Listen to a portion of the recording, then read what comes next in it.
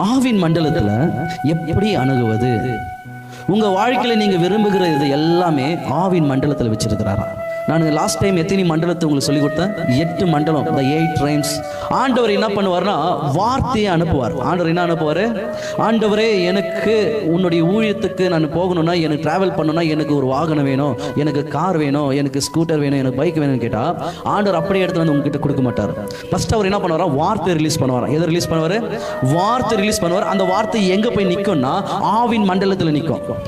நீங்க அந்த ஆவின் மண்டலத்தில் டிராவல் பண்ண ஆரம்பிச்சிட்டீங்கன்னா, அந்த வார்த்தையை நீங்க கேட்ச் பண்ண ஆரம்பிச்சிட்டீங்கன்னா, நீங்க எதெல்லாம் ஆண்டவர்கிட்ட கேட்டீங்களோ அதெல்லாம் ஆண்டவர் அப்பவே ரிலீஸ் பண்ணிட்டாரு. அது பிசிக்கலா இந்த இடத்துல வந்து சேரும். எத்தனை பேர் கேட்ச் பண்ணணும்னு நினைக்கிறீங்க? அதை நான் எடுக்கணும், அதை நான் பிடிக்கணும்னு எத்தனை பேருக்கு ஆசை? உங்க பிசினஸ் எங்க இருக்குதுன்னா ஆவின் மண்டலத்துல. உங்களுடைய சுகம் எங்க இருக்குதுன்னா ஆவின் மண்டலத்துல.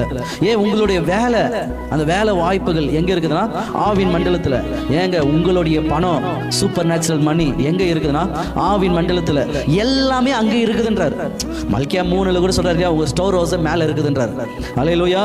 அப்ப ஆவின் மண்டலத்துல தான் உனக்கு என்னென்ன தேவை உன் வாழ்க்கையில எல்லாமே ஆண்டவர் அங்க வச்சிருக்கிறார். ஏற்கனவே ஆண்டவர் ரிலீஸ் பண்ணிட்டாரு.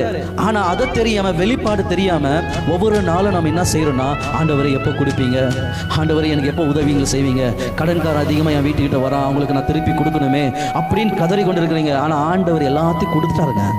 எல்லாம் எங்க இருக்குதுன்னா ஆவின் மண்டலத்தில் இருக்குது. அல்லேலூயா. சரி, எப்படிங்க நான் ஆவிக்குள்ள ஆனா தான் ஆவின் மண்டலத்துக்குள்ள டிராவல் பண்ண முடியும்? அப்ப எப்படி நான் ஆவிக்குள்ள ஆகுறது? ஒரு மனுஷனை ஆண்டவர் அவனை ஆவின் மண்டலத்துக்குள்ள கொண்டு போகணும்னு நினைச்சா அவனுக்கு என்ன கொடுப்பாருன்னா சோதனைகள் கொடுப்பார். இங்க எத்தனை பேருக்கு ஆவின் மண்டலத்தில் டிராவல் பண்ணணும் ஆசை? என் ஆசீர்வாதம் அங்க இருக்குது, அதை எடுக்கணும்னு எத்தனை பேருக்கு ஆசை?